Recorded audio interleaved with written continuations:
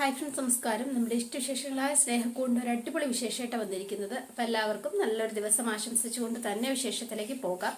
തുടങ്ങുമ്പോൾ തന്നെ കാണുന്നത് നമ്മുടെ സേതു നേരെ പ്രതാപന്റെ അടുത്തേക്ക് ചെന്നു. അപ്പോൾ കാര്യങ്ങളൊക്കെ സംസാരിച്ചു. അപ്പോൾ പ്രതാപൻ ഭയങ്കര ജാടയിട്ട് സംസാരിച്ചപ്പോൾ പത്മയോട് കാര്യമായിട്ട് തന്നെ എല്ലാ കാര്യങ്ങളും പറഞ്ഞു കേട്ടോ സേതു.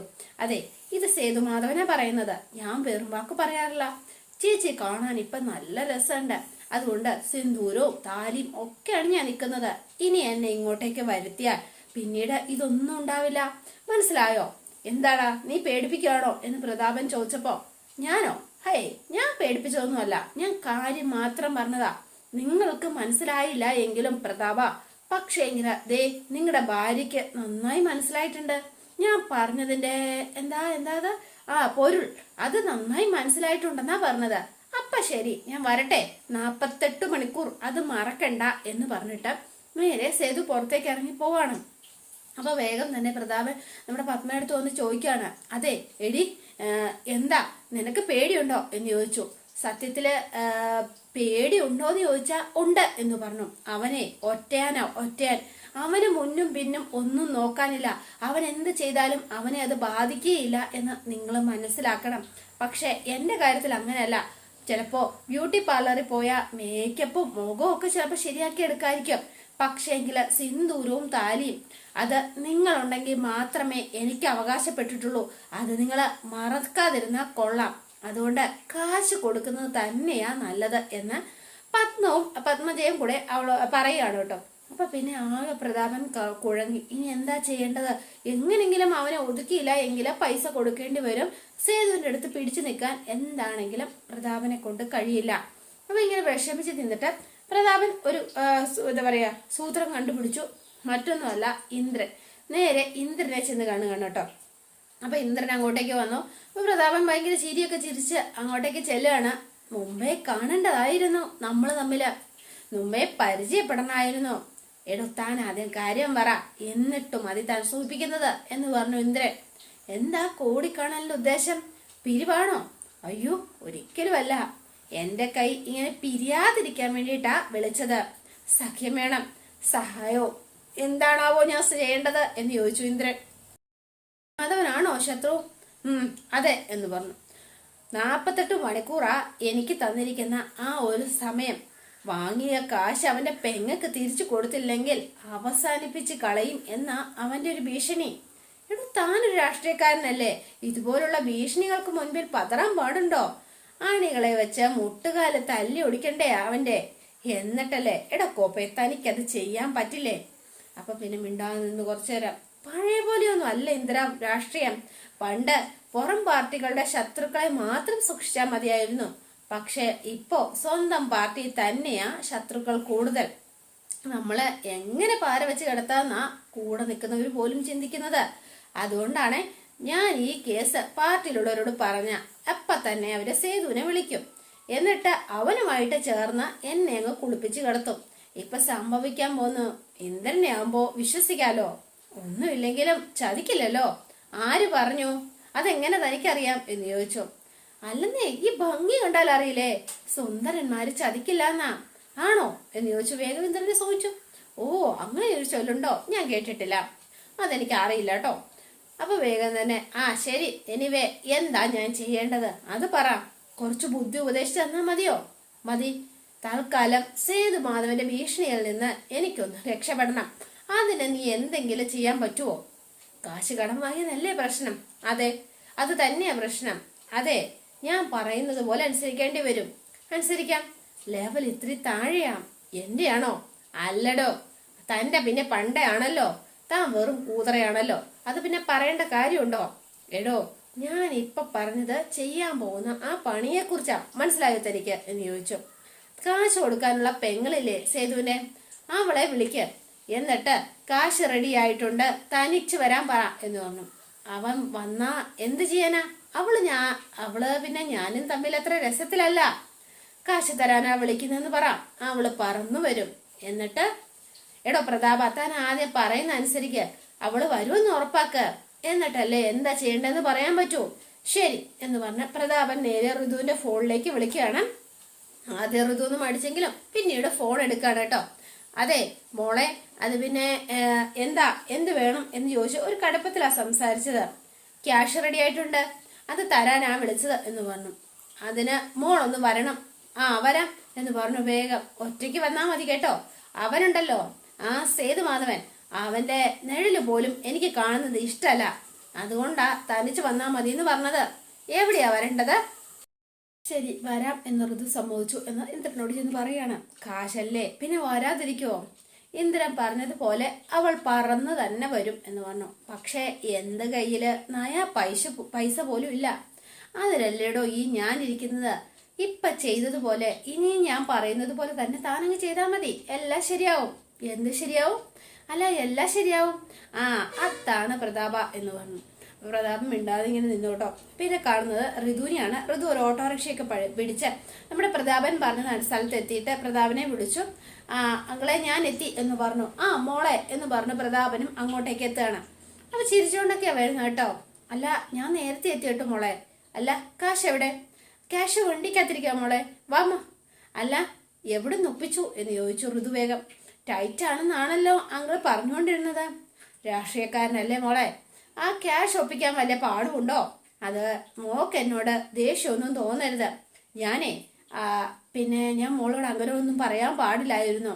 എന്താ ചെയ്യാനാ മോളെ, പല ടെൻഷൻസ് ഒക്കെ അല്ലേ, അതുകൊണ്ട് പറ്റിപ്പോയതാ എന്നിങ്ങനെ പറയണം. തിരിച്ചു തരാൻ വൈകിയതില് മോൾ എന്നോട് ക്ഷമിക്കണം.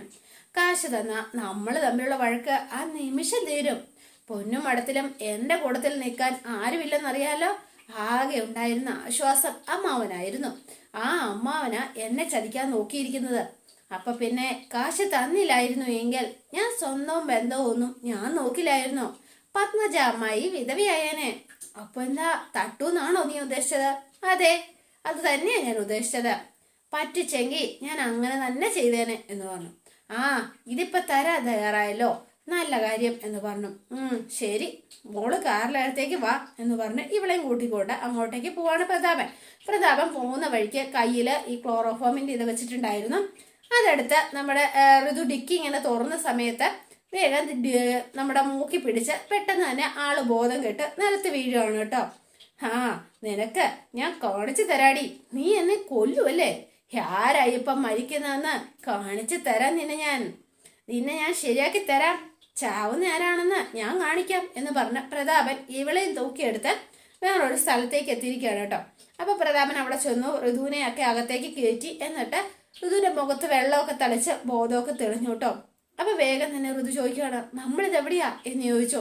ഇതെന്തിനാ ഇങ്ങോട്ടേക്ക് വന്നത്? എന്താ കാര്യം?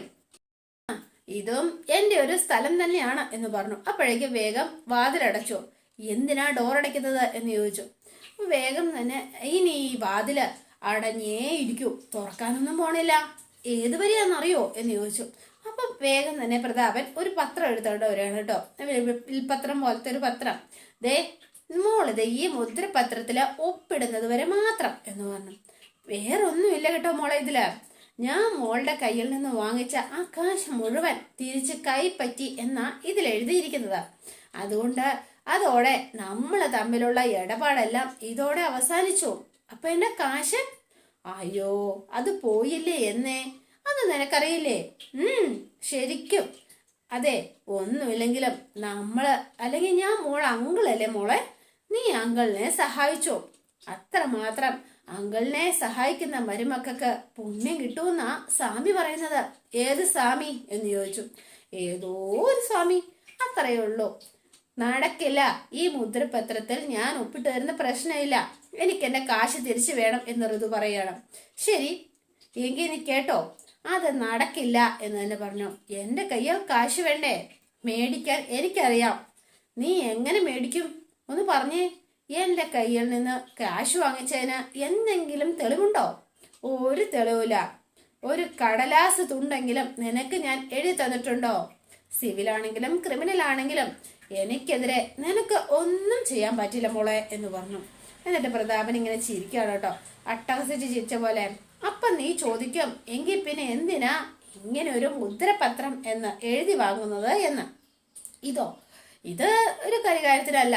നിന്റെ ചേടനുണ്ടല്ലോ സേതുമാധവൻ, അവനെ ബോധിപ്പിക്കാൻ അവൻ എനിക്ക് 48 മണിക്കൂർ സമയം തന്നിരിക്കുക. ആ സമയത്തിനുള്ളില് ഞാൻ കാശ് തിരിച്ചു തന്നു എന്ന് അവനെ ബോധിപ്പിക്കണ്ടേ? അതിനു വേണ്ടിയിട്ടാ ഈ മുദ്രപത്രം. ഇത് കാണിച്ചു കഴിയുമ്പം അവനങ്ങ് ചമ്മി പോവില്ലേ മോളെ, അതുകൊണ്ട് നീ ഒപ്പിടറി എന്ന് പറഞ്ഞു. എന്നെ കൊന്നാലും ഞാൻ ഇതിൽ ഒപ്പിടില്ല എന്ന് ഋതു വാശി പിടിച്ചിങ്ങനെ നിൽക്കാണ് കേട്ടോ. ശരി, എന്നാ ശരി ആയിക്കോട്ടെ, നീ എന്ന് ഇതിൽ ഒപ്പിടുന്നോ അന്നേ നീ ഇനി പുറം ലോകം കാണൂ എന്ന് പറഞ്ഞ പ്രതാപൻ വേഗം തന്നെ ആ പത്രവും ആ പേനയും ഒക്കെ കൂടി ഇതേണ്ട അവിടെ വെച്ച ശേഷം പ്രതാപനായിട്ട് പോകാനായിട്ട് തുടങ്ങുകയാണ് കേട്ടോ. അപ്പൊ ഋതു വേഗം തന്നെ ബാഗിൽ നിന്ന് ഫോൺ എടുത്ത് വിളിക്കാൻ തുടങ്ങിയപ്പം അതും തട്ടിപ്പറിച്ചു. ഇനി ഞാൻ ഈ ഫോണും എന്റെ കയ്യിലിരിക്കട്ടെ, ഇതേ ഞങ്ങൾ വിളിക്കുന്ന സബ്സ്ക്രൈബർ ഇപ്പോൾ പരിധിക്ക് പുറത്താണ് എന്നായിരിക്കും ഇനി ഇതിനകത്തെ ഒരു പ്രതികരണം എന്നുകൂടെ പറഞ്ഞു.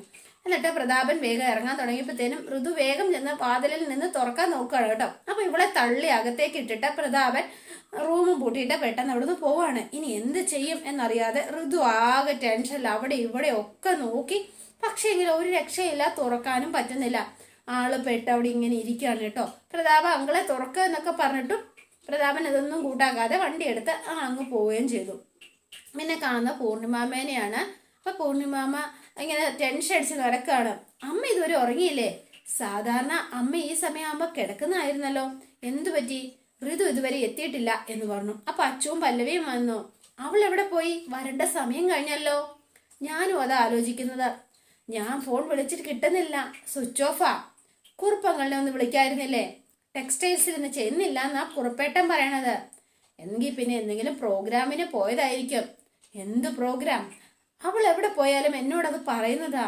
എന്താന്നറിയില്ല മോളെ, അവക്ക് എന്തോ അപകടം പറ്റിയെന്ന് മനസ്സിലിരുന്ന് ആരോ പറയുന്ന പോലെ. അമ്മ വെറുതെ എഴുതാപ്പുറം വായിക്കണ്ട, ഋതുവൊന്നും പറ്റിക്കാണില്ല എന്ന് പറഞ്ഞു. പക്ഷെ നല്ല ടെൻഷൻ ഉണ്ട് പൂർണിമയ്ക്ക്. അപ്പൊ പൂർണിമ ഇങ്ങനെ നിൽക്കുന്ന സമയത്താണ് സേതു അങ്ങോട്ടേക്ക് വരുന്നത്. സേതുവേട്ടാ എന്ന് വിളിച്ചു പല്ലവി. എന്താ? ഋതു ഇതുവരെ എത്തിയിട്ടില്ല. അവൾ എവിടെ പോയി? അറിയില്ല, അമ്മയ്ക്ക് ചെറിയൊരു ടെൻഷൻ പോലെ എന്ന് പറഞ്ഞു. അപ്പൊ സേതു അങ്ങോട്ടേക്ക് വരികയാണ്. എന്താമ്മേ എന്ന് ചോദിച്ചു. എന്തിനാ വെറുതെ ടെൻഷൻ അടിക്കുന്നത്? കൊച്ചു കുട്ടിയൊന്നും അല്ലല്ലോ അവള് വന്നോളും.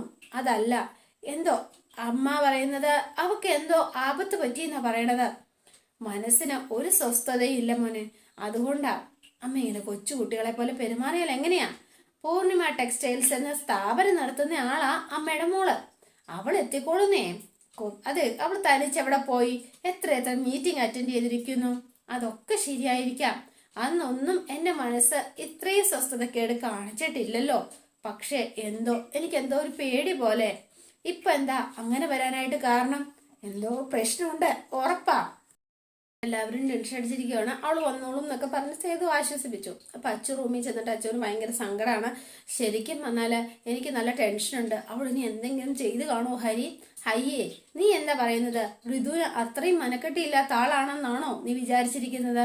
അതുകൊണ്ടല്ല, അവള് കാരണം എന്തോരം ബാധ്യതയാ വരുത്തി വെച്ചിരിക്കുന്നത്. ഇനി നമ്മുടെ മുഖത്തൊക്കെ അവൾക്ക് അഭിമാനത്തോടെ നോക്കി നിൽക്കാൻ പറ്റില്ലല്ലോ. അങ്ങനെയൊക്കെ തോന്നിക്കഴിയുമ്പോൾ ചിലരൊക്കെ അഭിമാനം നഷ്ടപ്പെട്ട് കഴിയുമ്പോഴല്ലേ അങ്ങനെയൊക്കെ ചിന്തിക്കുക. അതാ എന്റെ പേടി. അങ്ങനെയൊന്നും ഈ കേസിൽ സംഭവിക്കില്ല. ഋതു ആയതുകൊണ്ട് ഒട്ടും സംഭവിക്കില്ല. അപ്പൊ പിന്നെ അവളെവിടെ പോയി? അത് കണ്ടുപിടിക്കാനല്ലേ സേതുവേട്ടൻ പോയിരിക്കുന്നത്. എവിടെയെങ്കിലും ഋതുവിനെ സേതുവേട്ടൻ കണ്ടുപിടിക്കും, അത് ഉറപ്പാ. എനിക്കെന്തോ പേടിയായിട്ട് വയ്യ ഹരി. സേതുവേട്ടനെ തനിക്ക് വിശ്വാസമല്ലേ? വല്യേട്ടനെ വിശ്വാസം ഇല്ലാത്തോണ്ടല്ല ഹരി, ഋതുവിനെയാ എനിക്ക് പേടി. അവൾക്ക് എന്തെങ്കിലും പറ്റിയാ അത് ഓർക്കുമ്പോ എനിക്ക് സഹിക്കാൻ പറ്റണില്ല. ഇതൊക്കെയാ തന്റെയൊക്കെ കുഴപ്പം. എന്തെങ്കിലും സംഭവിക്കാൻ തുടങ്ങുന്നതിന് മുൻപേ വിഷമിക്കും. അതെ, ഒന്നുകൊണ്ടും വിഷമിക്കണ്ട. സേതുവേട്ടൻ തിരിച്ചു വരുമ്പോ ഋതു കൂടെ ഉണ്ടായിരിക്കും, അത് ഉറപ്പാ. താനൊന്ന് കിടക്കാൻ നോക്കി എന്ന് പറഞ്ഞ് അച്ചൂരെ സമാധാനിപ്പിച്ച് കിടന്നു. അതെ, ഞങ്ങളുടെ കൂട്ടത്തില് ഏറ്റവും ഇടുക്കി അവളാ. അച്ഛന് ഏറ്റവും ഇഷ്ടം അവളെ തന്നെയായിരുന്നു, ഋതുവിനെ. വലിയേട്ടനെ അംഗീകരിച്ചിട്ടില്ല. അതൊഴിച്ച അവള് നല്ലവളാ, നല്ല കുട്ടിയാ, നല്ലവള്. തന്റെ കല്യാണം മുടക്കാൻ നോക്കി, എന്റെ ഓട്ടോറിക്ഷ നശിപ്പിച്ചു. അതൊക്കെ കണ്ടിട്ടും എന്നിട്ടും തനിക്ക് നല്ലവളായിരിക്കും. പക്ഷെ എനിക്ക് അങ്ങനെയല്ല എന്ന് പറഞ്ഞു ഹരി.